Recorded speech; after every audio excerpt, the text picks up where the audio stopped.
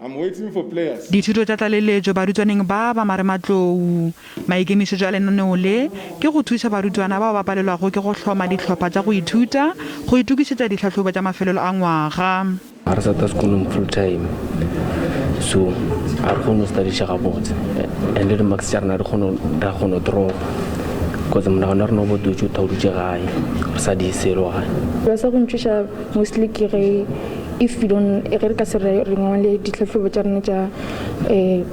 kotara ya boraro because ke yone in it's ring khasi ya rena ya grade 12. Barutwana ba amogetse lenaneo le ke kgona go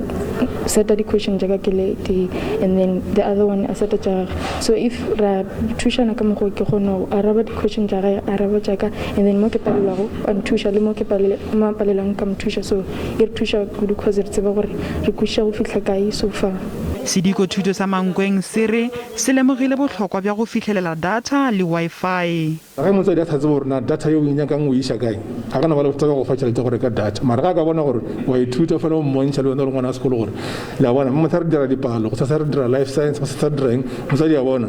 then a bona gore o ikgokagantšha le bana ba bangwe dikolong tse dingwe ba ba sekolong sa gago motsadi a ka se be tsaka go fa tšhelete gore o reke data gore kgone go kgokagantšha le bana ba bangwe. Ga bjalo lenaneo le ka Mankweng fela gomme ga se go tlhake ge ba le tla ya dikolong tse dingwe go go sa luiwa maano a mangwe.